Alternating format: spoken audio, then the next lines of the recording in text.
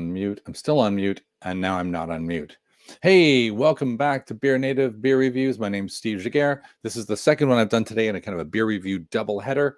It is a mysterious one-eye IPA by Tooth and Claw Brewery, who I've never heard of. So let's explore that together and get straight into it. Okay.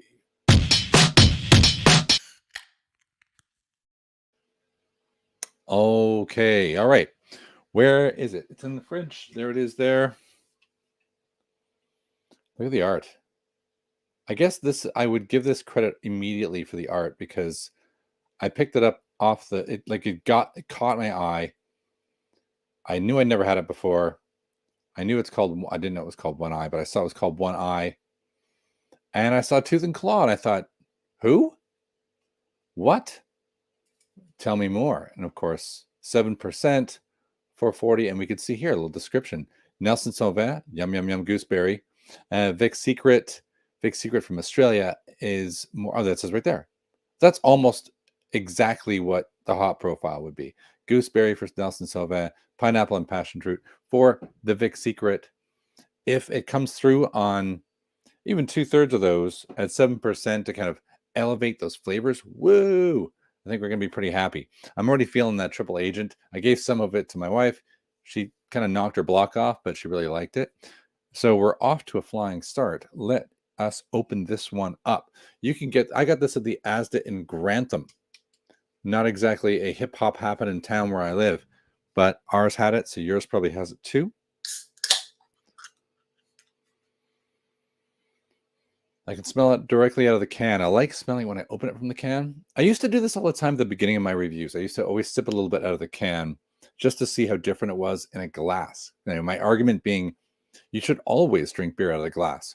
But when you get a supermarket beer, you tend not to because you're buying a bunch of beers to drink in the backyard, give to friends, maybe bring out in a cooler into a beautiful green space or something. And so you don't bring glassware because it's dangerous. You're not allowed to, who knows, right? So out of the can.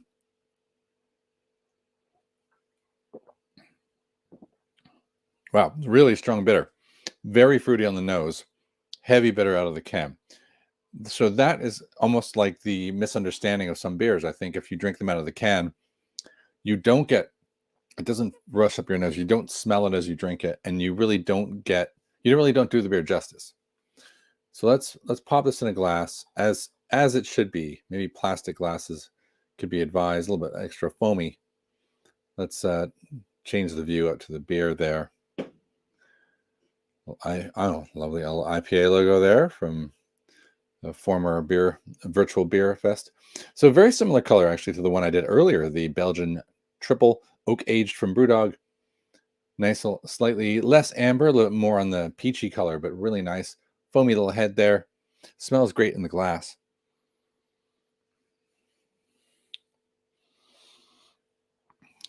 Yeah, pretty exciting. All right, now let's give it its due. I'm not getting strong, let's say, citrus. I realize people might think pineapple, but the flavors we're talking about, pineapple, gooseberry, passion fruit, these aren't the ones that fill the room with stone fruit. Definitely not stone fruit. So let's try it.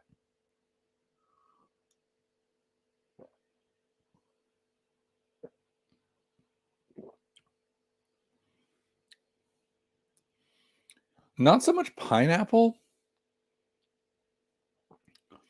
I would say yes to the gooseberry. The Nelson Sauvin is pretty solid.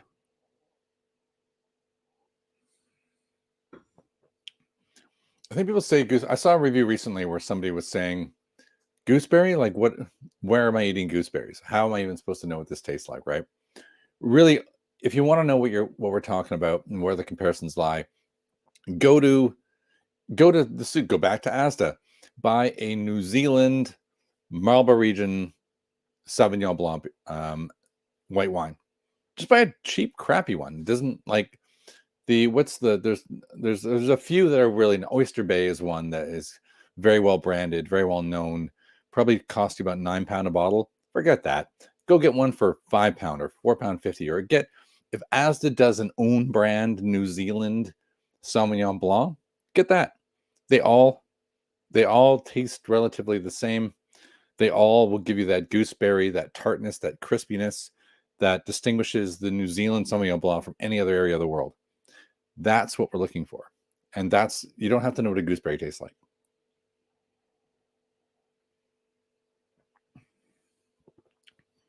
And there's a little bit of that in here. It's overwhelmingly bitter. There's a little bit of sweetness, a little bit like the one earlier, but it's the first thing you get is this strong, really heavily hopped, early in the process bitter. Like, wow. Like it makes me think that the 2 hops that they're citing as a flavor profile, something else was earlier on. I know what I did. If you go see my Meet the Brewer I did for Spookton, he was talking about how he only really advertised the hops that give it the aroma and the flavor. But then he admitted that, I put some Chinook in, in the boil to give it that hard bitter. I think there's a secret other hop going on here that isn't listed because it's very West Coast. I think is a good way of describing it. Not down under.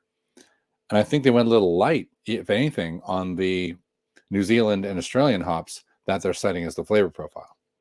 Last taste.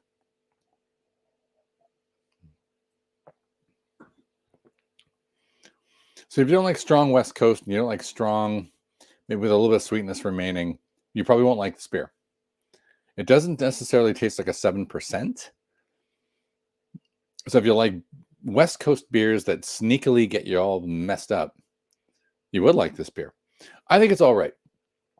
I was hoping my expectations of gooseberry, those 2 outstanding hops, I just don't think there's enough going on there. They didn't really. I guess this is what happens with supermarket beers. They kind of do that. I'd probably give it a 3.6 out of 5, something along those lines, because it's good. If someone gave it to me in a bar, I'd be happy with it. I would say definitely drink it cold because those West Coast beers, that bitter, really, really sucks. Like it makes it so much exponentially worse when it's not at temperature. So that's my initial impression. I'm going to let it settle. I'm going to do what I always do. And I'm going to let you know a little bit more about who these people are, because I never heard of them, right? And when I was tracking them down, I found this. I looked for Tooth and Claw, and I searched, and I found Cameron's. And I'm like, I got it wrong. That's no good. But then I realized, Cameron's returned to pro. This is an interesting story, isn't it? This is a contract brewery. So this is very similar to Spookton. I don't know where Spookton does their contract brewing. Maybe it's at Cameron's in Hartlepool. So there's the brands. So we click through on brands. Let's take a look at this. We see, Anchor. Maybe you recognize some of these more real ale style heritage beers. I don't know if that is. Motorhead. Come on, that's pretty cool. I mean, he's dead now, but and then Tooth and Claw, right? I click through on Tooth and Claw. We learn a little bit more about them. You can see, was it Lemon Goes, Jellyfish Nebula? Okay, got some awards. Wolf Pills, all right. So they got some interesting. Looks a little Magic Rock, maybe. And then over there we see the One Eye, and there's Ryan the brewer. So this could be one guy, just like the way John viewed it was one guy running Spookton. It says Kev. Oh, wait, hold on. And the artwork is by Kev Munday. So I like that. They're crediting the artist. Do they credit the artist on the can? I hope so. I think that's really important to me, that I don't have to go hunting to find out who did the actual artwork. Big fan of that. And I don't see it, which is, come on, sad, really. Tooth and Claw Brew has their own website, though. Well, why didn't that come up? They got to work on their SEO. I can see that on the can, so maybe we'll type that in a second. Otherwise, though, here's the can. £4.20 per can. Oh, by the way, if you watch my previous one, I think it was ambiguous. $8.95 wasn't for a single can for the Triple Agent. That was for 4 cans. I still think it's a little expensive, given what it's competing with, but it's pretty good value. But you have to order it, so you get shipping and all that kind of stuff. So, yeah. Anyway, back to this one. 7%. The Nelson Sauvin, big secret. It's not loaded with aromas and flavors of gooseberry. It isn't. It just isn't. And you can get it at Asda. So check it out. Tooth and Claw. Now let's see if this works. Tooth and Claw Claw, if I can spell, Claw Brew co.com, was it? Let me just double check. If there's anything extra here, you get to see you're probably already turning off, closing this because you're like, Steve, I don't care. Toothandclawbrew.com. I got the co. I don't need that. That's what it says in the can. Does it just take me to Cameron's? Nothing. Okay. Well, that's all we need there. That's all we need to know. So it's obviously relatively new. How they get into Asda, I don't know. Maybe Cameron's has a deal with Asda somehow, because I could never imagine a brewery like this somehow getting cans into Asda. The requirements to get anything into a supermarket are like phenomenally high. Like you've got to have an advertising campaign. It's mayhem. Right? That's why I don't know. You can get ruined by trying to get something into a supermarket, or if the advertising benefits you, it's great. So don't mark anybody down who gets something into a supermarket. It's a great style of marketing. So here's the final say on this. I think it's somewhere in the mid threes in terms of quality. It didn't meet my expectations. Sight unseen or sight unresearched. I think it's an okay West Coast. A bit of funk, a slight amount of the down under hops, very subtle gooseberry, but generally, given the price of it and the percentage, it's not bad. That's all. It's not bad. There were better beers at Asda that I've had before that I would choose over this now. I'm not sure I'd get it again. I've got a couple in the bank. I will enjoy them. So that's where it sits. I think it's worth a go if you're buying beers at Asda and they have that 4 beers for the price of 3 or something. Yeah, grab one.